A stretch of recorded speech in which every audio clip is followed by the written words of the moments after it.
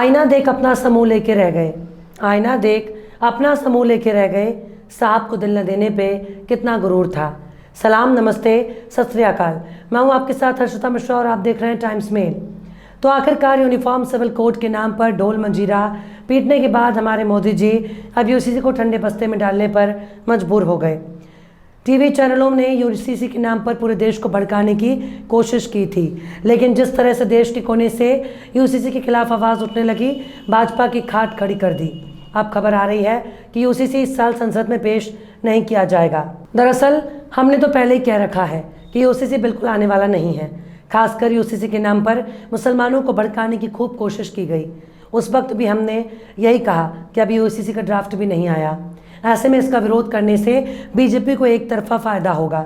UCC को इस साल पेश करने से कोई फ़ायदा नहीं होगा। ना तो ये बिल इस साल पेश होगा और ना ही अगले साल इसको अमल में लाया जाएगा। दरअसल भाजपा को 2024 के लिए एक बड़े एजेंडे की तलाश है और उस एजेंडे में यूसीसी को लाने की तैयारी हो रही है।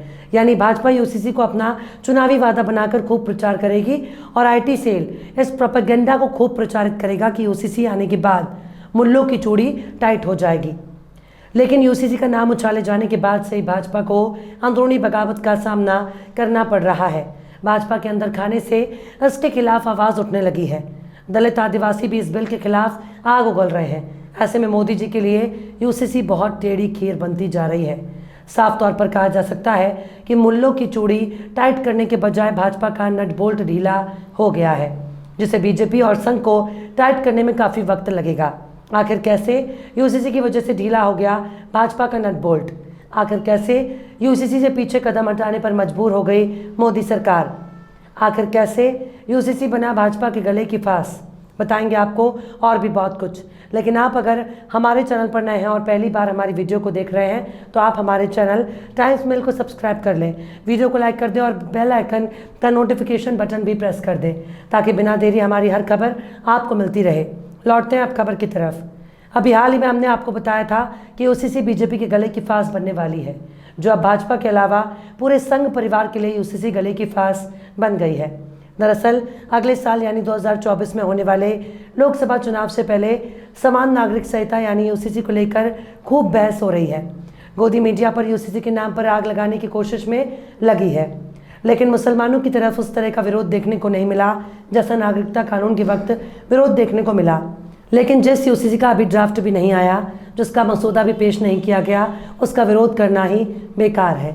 इस बार कई मौलानाओं ने मुसलमानों से यूसीसी के मुद्दे पर खामोश रहने के लिए कहा था, जो फिलहाल कारगर साबित हुआ। लेकिन भले ही लोग यूनिफॉर्म सिविल कोड को लेकर शांत बैठे हों, हर किसी की ज़बान पर यूसीसी देखने को मिला। अब बताया जा रहा है कि बीजेपी भी यही चाहती है कि 2024 तक ये मुद्दा गर्म रहे ताकि इससे पार्टी को फ़ायदा हो। हालांकि इसे चुनाव से पहले लागू करने का कोई विचार नहीं है। दरअसल इंडियन एक्सप्रेस की एक रिपोर्ट ने फिलहाल यूसीसी के मुद्दे को पलीता लगा दिया। इंडियन एक्सप्रेस के मुताबिक समान नागरिक संहिता पर सरकार फिलहाल आगे नहीं बढ़ना चाहती, क्योंकि आर्टिकल 370 को खत्म करने और अयोध्या में राम मंदिर के निर्माण के बाद यूसीसी बीजेपी के वैचारिक एजेंडे में अंतिम विकल्प है। ऐसे में सरकार और पार्टी सूत्रों का कहना है कि पार्टी इस मुद्दे को राजनीतिक चर्चा में आने वाले कुछ सालों तक बनाए रखेगी। दरअसल 28 जून को मध्य प्रदेश के भोपाल में पीएम नरेंद्र मोदी ने एक रैली में यूनिफॉर्म सिविल कोड का जिक्र करते हुए इसे लागू करने की बात कही थी। इसके बाद से ही ये मुद्दा लगातार चर्चा में बना हुआ है। पीएम मोदी के बयान के बाद माना जा रहा था कि यूसीसी को देश में जल्द लागू किया जा सकता है, लेकिन ऐसा फिलहाल कुछ नहीं होने वाला। बीजेपी और तमाम बड़े अधिकारियों का कहना है कि यूसीसी को लागू करना इतना आसान नहीं है।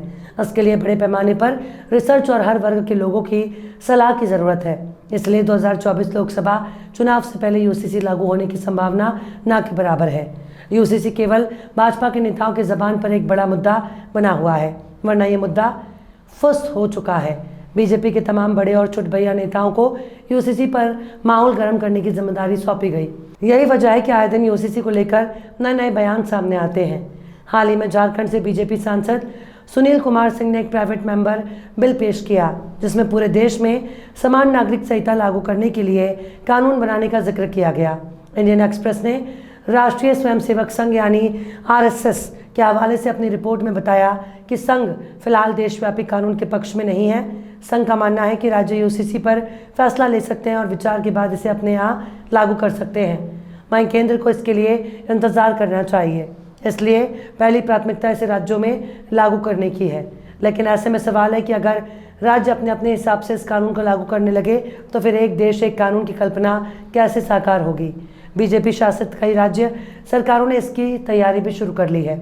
सबसे पहले उत्तराखंड में यूनिफॉर्म सिविल कोड को लागू किया जा रहा है। इसके अलावा मध्य प्रदेश और गुजरात भी यूसीसी लागू करने की प्रक्रिया शुरू करने जा रहा है। बताया जा रहा है कि आने वाले कुछ महीनों में बाकी बीजेपी शासित राज्य भी ये कदम उठा सकते हैं। इंडियन एक्सप्रेस ने भाजपा के सूत्रों के हवाले से बताया है कि फिलहाल उत्तराखंड पर नजरें टिकी हुई हैं। पार्टी ये देखना चाहती है कि उत्तराखंड जैसे राज्य में यूसीसी लागू होने के बाद इसका क्या असर होता है, और बीजेपी ये भी देखना चाहती है कि लागू होने के बाद ये कितना असरदार होगा। इसके बाद उत्तराखंड में लागू हुए यूसीसी को फॉलो करते हुए बाकी राज्यों में भी इसे लागू किया जाएगा, यानी पूरे देश भर में एक साथ यूसीसी लाने की बजाय राज्यों के जरिए इसे लाया जाएगा। लोकसभा चुनाव में इसे बीजेपी के सबसे बड़े चुनावी एजेंडे के तौर पर देखा जा रहा है। हालांकि पूर्वोत्तर राज्य इसका सबसे ज्यादा विरोध करते हुए नजर आ चुके हैं, जिसके सैकड़ों संगठनों ने खुले तौर पर इसका विरोध किया और खुद को इस कानून से अलग रखने की मांग की है। ईसाई और सिख भी इसका विरोध कर रहे हैं। कुल मिलाकर जैसा भाजपा ने सोचा था वैसा कुछ भी नहीं हुआ। दरअसल इसका सबसे ज्यादा नुकसान बहुसंख्यक हिंदू समुदाय को होने वाला है, क्योंकि मुसलमानों के पास उनका शरीयत पहले से ही मौजूद है। वो अपनी शरीयत के मुताबिक शादी, ब्याह, तलाक, पारिवारिक बंटवारा, बेटियों और बेटों को संपत्ति में मालिकाना हक देते हैं। ऐसे में अगर यूसीसी लागू होती है तो इससे उनको कोई नुकसान नहीं होगा, क्योंकि बाकी लोगों की तरह मुसलमान भी एक ही शादी करता है और उसे मालूम है कि जिस यूसीसी की बात सरकार कर रही है वैसा तो बहुत पहले से फॉलो करते आ रहे हैं। इसलिए मुसलमानों की तरफ से यूसीसी पर शोर बहुत कम सुनने को मिला, लेकिन अब भाजपा इसे कुछ दिनों के लिए केवल चुनावी भाषणों तक रखने जा रही है, यानी यूसीसी का शोर केवल चुनावी रैलियों में सुनाई देगा। बहरहाल चलते चलते आखिर में अल्लामा इकबाल ने भी क्या खूब फरमाया है, माना कि तेरी दीद के काबिल नहीं हूँ मैं, माना कि तेरी दीद के काबिल नहीं हूँ मैं, तू मेरा शौक देख, मेरा इंतज़ार देख। फिलहाल इस वीडियो में बस इतना ही। ये वीडियो आपको कैसा लगा कमेंट बॉक्स में ज़रूर बताइएगा। वीडियो पसंद आए तो लाइक करें। हमारे वीडियो लिंक को फेसबुक, ट्विटर, व्हाट्सएप पर अपने रिश्तेदार या दोस्तों को भी शेयर करें और बेबाक, निष्पक्ष, स्वतंत्र पत्रकारिता को सपोर्ट करने के लिए आप हमारे चैनल टाइम्स मिल को ज़रूर से सब्सक्राइब करें और हाँ, बेल आइकन की घंटी वाले बटन को भी आप ज़रूर से दबा दें ताकि आपको हमारे आने वाले नए वीडियो की नोटिफिकेशन फ़ौरन ही मिल जाए। फिर मिलते हैं किसी और वीडियो में एक नई खबर के साथ। हर्षिता मिश्रा को दीजिए इजाज़त। जय हिंद। तो देख लिया आपने हमारे इस वीडियो को। हमें उम्मीद है कि आपने हमारे वीडियो को लाइक किया होगा और दूसरों को भी शेयर किया होगा।